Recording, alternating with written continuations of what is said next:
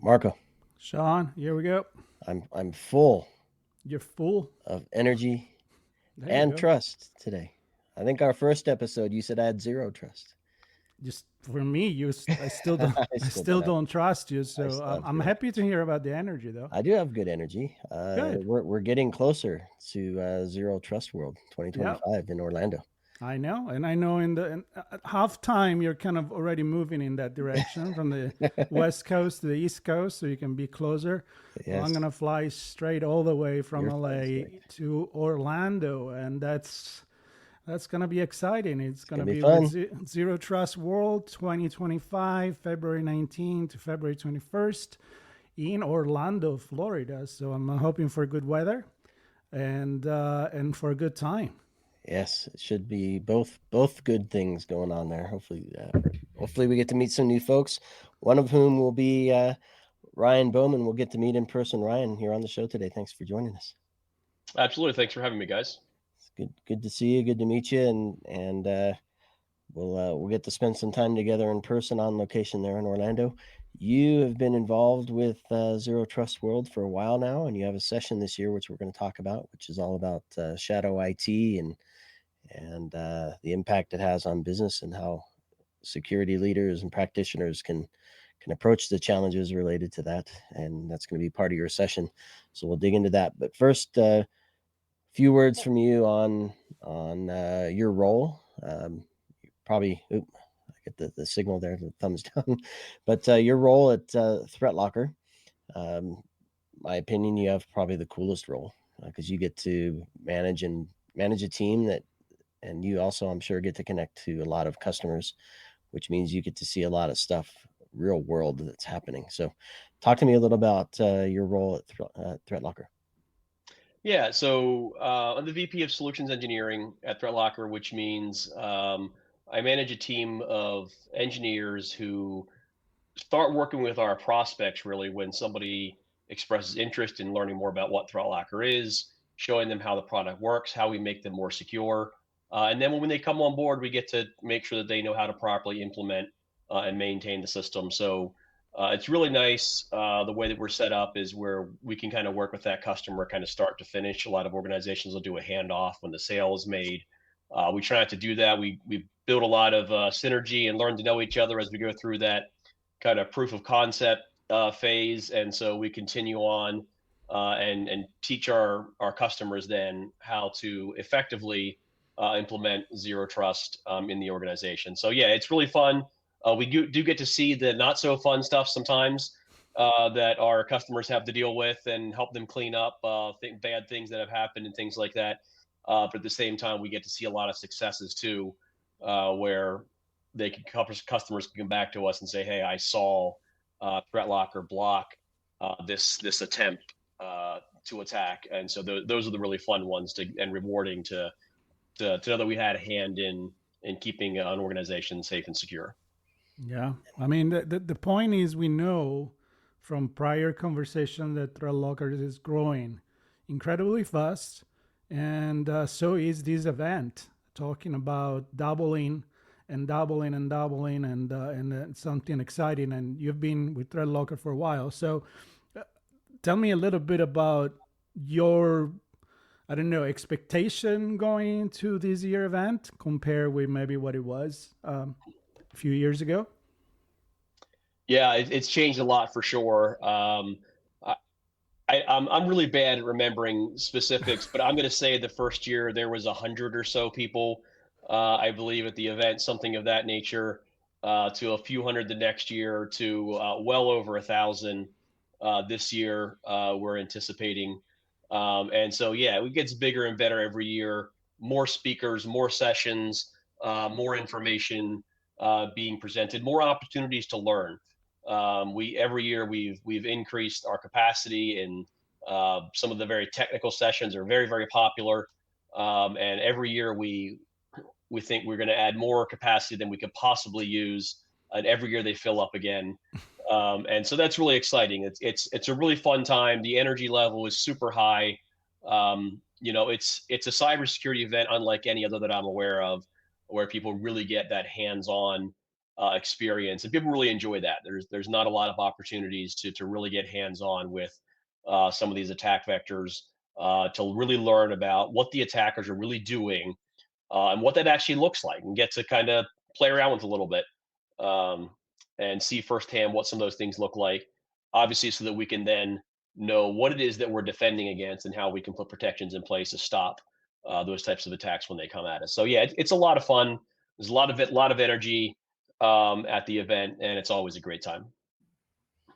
100% energy. I want to I want to ask you your perspective on, because for me, zero trust is a concept that you try to figure out how to apply to an organization's infrastructure and business processes. And I believe it was with Kieran Human, we talked about zero trust being a mindset that you have to apply. It's not just a set of technologies, not just a set of processes, not just a team that knows how to connect that back to the business. It's all of that together. So I'm wondering your definition of zero trust, connecting with customers. Do they understand what it is? Do they understand that it's a mindset and it's a way of managing security connected to the business? And how, and if so, what that looks like? How does that connect to what's being presented during the conference?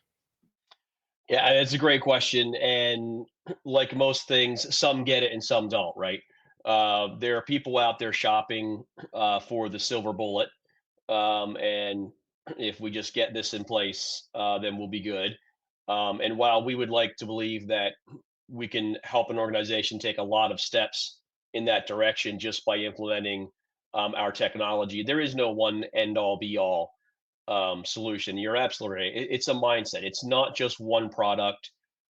It's really the way that you manage your entire organization.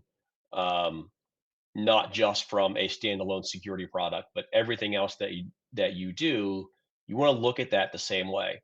Is this trust inherently needed? Why am I giving access or trust or availability here? Do I even know that somebody needs this? Like really critically looking at all of the things that are going on and saying, is this even necessary? Um, and yes, we can help you with that with our product. Um, but you're right. It's a mindset. It's a philosophy. It's a concept. Really, approach to security than just a product. Yes, product like ThreatLocker is certainly a part of that, but it's not the only part of it. Well, if we had a silver bullet, we wouldn't have this conversation, right? Number Correct. one, or all the events. It's a moving target, right? And I think that's why it's a way of thinking, is an approach, is a methodology, and not just one solution. One of those things that you need to look at, because you may have been able to trust something years ago, and then with technology advancement and the attackers getting smarter or having more access, then something become something that you don't have trust in it anymore. I think shadow IT is probably a good example of that. Something that lingers in the back. So tell me a little bit why you choose to talk about that. Yeah, well, it's something that actually comes up a lot from our customers. One of the problems that they're looking to solve, through their security stack, and seeing what ThreatLocker can do to help them with that, is this problem of shadow IT, and it takes a lot of different forms that we're going to dive into in the session. And as I talked to people and did some research on this as well, um, I think I even learned some new things, some new angles to ways that shadow IT has an impact, and maybe what we really mean by shadow IT. It's people doing stuff on their own that nobody knows. It's people circumventing systems and processes because it's easier, it's cheaper, or they perceive it to be better. All of these things, and perhaps the one of the key things that I really came away with in preparing for this too is a lot of the objectives, a lot of the reasons that will surface for people kind of turning to shadow IT is to become more productive. Like from an IT perspective, we look at it very negative as that why are you doing this? Like, what is wrong with you? Why are you circumventing these systems and processes we have? Like, there's a way that we should do this. Until we need to subvert it ourselves in IT. And because yeah, and the the reason tool we is bought that doesn't work right. you're not giving us the stuff we need. And so, I had to kind of take a fresh look at that and not just, cast all negative light on maybe those individuals who we see circumventing things, and maybe taking a look at ourselves and saying, why did I make it so hard for you to do your job that you had to go find a workaround? And so, I'm going to try to look at that dynamic a little bit too in that session and have us, look at some of the way that we operate, IT and security and things of that nature, and make sure that we're not kind of pushing people into that direction, because we make it so hard for them to function. And it's not just, at least based on my conversations with CISOs on this topic, it's not just the fact that it's a small unknown technology. It sometimes can be something big. For example, organizations have a Microsoft license, and therefore they ask their employees to use Teams to communicate. But engineers like Slack, so they go off and use Slack. And and if it's not procured through the business, Slack then becomes a shadow IT thing. And not necessarily that there is risk in Slack as a technology. It's more about how IT manages it, how security does look at the risk involved and where the data is going and things like that. So, can you talk about kind of the view of the organization in terms of what shadow IT is and how it impacts IT, how it impacts security, how it impacts risk, how it impacts operations, and the lot? Well, yeah, I mean, you hit the nail on the head there with data, right? So nothing wrong with Slack versus Teams versus message, whatever, messaging of choice. Like, pick one. It doesn't matter to me. um, but if IT is not involved, if we don't know what's going on, if it's not procured properly, and people are popping data out there, employees leave, things change. Where's the data? Well, it's still out there, still accessible perhaps to people who should not have access to it. You lose control of your data, company data. Somebody could be dropping, intellectual property into there, and then there's no way to get it back because it's not a company channel, to manage. So I think that's one aspect that people, kind of forget about. I think sometimes they don't, see that part of it so much. You brought up a good point in procurement as well. We actually work with a customer, um, who implemented ThreatLocker to control what applications people could use, and controlling that the usage of software. And as they were auditing all the different software that they had, by by eliminating the duplicates that they had inside the organization. In other words, maybe we're paying for Teams and we're paying for Slack, right? By reducing those duplicates and paying multiple licensing fees for essentially the same task, they more than paid for the cost of implementing ThreatLocker, right? And so a lot of times those costs go unidentified, unknown, unquantified, I guess I would say, and people don't always understand what they're actually paying, what the cost is, for some of those things that just slide by. Yep. It's an excellent point, DeMarco. I know you're going to jump in here, but No, no, go. just there, I was on a call earlier that was talking about a plug-in to a messaging system. I won't mention names of either, but it was basically an AI sentiment system or sense tool, if you will, that was monitoring the messaging to identify who in the team is not getting along with each other so that they could report that to the manager, perhaps to HR if it gets a little too escalated. Imagine, so that's a little creepy just in itself, but imagine that data living in another organization that then could be used if compromised to do certain things to that team, to that organization. And that, I presume in that case that was discussed this morning, that's a shadow IT. Somebody installed it thinking it was cool, right? So it's a It's Yep. more of a creepy IT than shadow. Yeah, so I guess Yeah. my point is there's stuff installed not just in the main applications, but in plugins and other extended services through APIs that do stuff that you may or may not want to do and have access to stuff you may or may not want to Yeah, enable. I mean, browser plugins, are a big thing, and everybody's got their favorite Chrome, browser extensions. And it seems like every month or so we read about how Google and others have removed hundreds of extensions from the store because they found them to be not ideal in some way or other.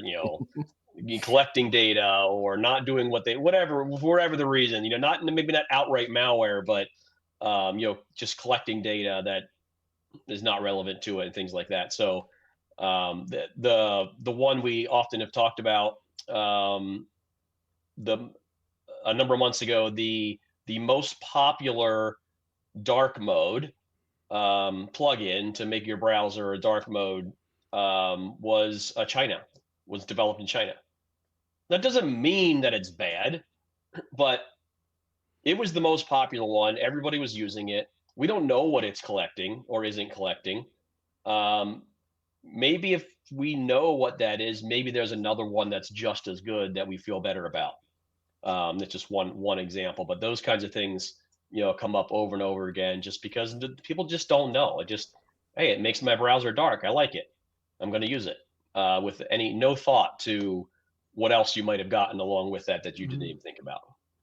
And I think that's key. It's kind of like, you're talking about the IT, you're also talking about the culture and how you can learn the feeling of the employees and say, well, maybe I'm not providing what they need, therefore I'm going to go for something on my own. But then you can look and say, well, maybe I do need to provide that. But also is that mindset that, yeah, it may be a little thing, but it's not necessarily just a switch in the wall to turn off the light and make it dark in your room. It's still connected, right? It's still on your computer and your browser and your system. So it's an entire, again, I go back to the mindset. I always look at the human element and the psychology of this more than the IT, like you guys probably do. But talking about this, to your session, I mean, what do you expect to deliver in terms of what the audience you hope is gonna live with, and who do you think is mostly for? Because I know that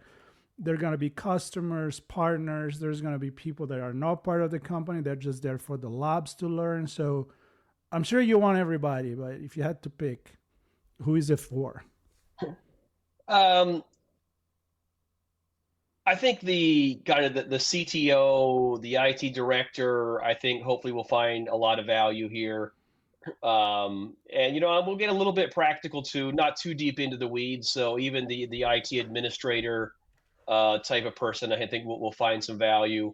Um, but we're going to talk a lot about the exposures, like the data being one of them that you talk about, and some other areas where shadow IT does create risk within the organization. That's where the IT director hopefully is concerned about risk. The CTO, the upper management, understanding it's not just about a user choosing their favorite tool and being okay with that. Maybe it's okay, but maybe it creates risk if it's not done correctly. So that risk side, I think, is something that we'll talk about. Um, but then again, we'll get very practical too with um, how to deal with some of those things, how to protect against some of those things that we want to prevent. And like I mentioned earlier, um, maybe give the IT people a little bit of a hard time about some of the stereotypes that we might have as IT people of not being very flexible. And there's a time and a place for that. There's reasons for that at places, but maybe not everywhere. And we can maybe work with people a little bit better and eliminate the need for some of those things to become an issue. I presume, and you can confirm and maybe elaborate as much as you want, but a lot of times presentations I see are theoretical. Like this could happen, but how much of it, what you'll be discussing and presenting and whatnot, is rooted in your team's exposure to what's happening in the real world. Banks are different than retail, are different than manufacturing, so on. Um, Different stories bring different scenarios and use cases together, different environments, different cultures, different technologies. It's all a mix, but once it comes down to reality, it really hits home for a lot of people. Tell me about what you hope to share there. Yeah, I mean, one of the reasons I volunteered, got drafted, whichever it was, to do this presentation is I'm drawing on some of my own personal experience too as an IT provider before joining ThreatLocker, and I saw a lot of these things. I saw people doing things in ways that shouldn't have been done. And I saw some of the bad things that can come out of that. And of course, now being on the ThreatLocker side, I can see and provide a lot of answers and solutions of how we can protect against and mitigate against some of those things. So there's certainly some of both. There's, hey, this kind of thing has happened, so if this can happen, this certainly could too. Even though I may not have a personal story for that, but it's a pretty easy line to draw where you might see one thing turning into another. So certainly a mixture, but definitely some practical, um, real world situations that have occurred. I love it. Well, your session is Dangers of Shadow IT. So certainly one that I'll be attending because I want to hear some of the stories and the lines drawn to what else might be possible. The conference Zero Trust World is February 19th through the 21st. Marco and I are excited to be there on location in Orlando with the ThreatLocker team and customers and partners and other attendees. Uh, Dr. Zero Trust, Chase Cunningham's going to be there. I'd be excited to see him in person as well. And of course, your CEO, Danny Jenkins. Looking forward to him and both of their seeing him in both their keynotes. And Ryan, looking forward to seeing you there as well. Absolutely looking forward to meeting you guys in person as well. Yep, absolutely. It's about learning, but it's about networking. I know there Yep. is some parties going on and networking, and then that's why we go to conference to meet new people and eventually meet old friends. And we're looking forward to be there. I'm looking at the countdown. It's 14 days, I 04 know. hours, 19 minutes, and 7 seconds. Look at that. 6, 5. So Awesome. Now pack you've your bag, disclosed we Sean. recorded this. Pack, well, whatever. Minus I just, you have to run the calculation. Minus the time that when we recorded. So yeah, what time zone it you're in too. it's an equation right here. But now the other you mentioned networking, Mark, and I'm going to close with this because it is around the people, but going back to the beginning, it is about the mindset as well. And if you're sitting behind technology all day, um, you're going to have the mindset that the tech provides. When you have a chance to connect with folks like Ryan and the ThreatLocker team and the other attendees, you get a different perspective and perhaps I'll say better mindset that you can apply and bring back to the organization. So I'm looking forward to the conversations that do just that, make us think. That's what we're all about, Marco, here on ITSP Magazine. So Ryan, thanks for joining us. We'll see everybody at Zero Trust World, and please stay tuned for more coverage coming to you from Orlando here on ITSP Magazine. Bye bye.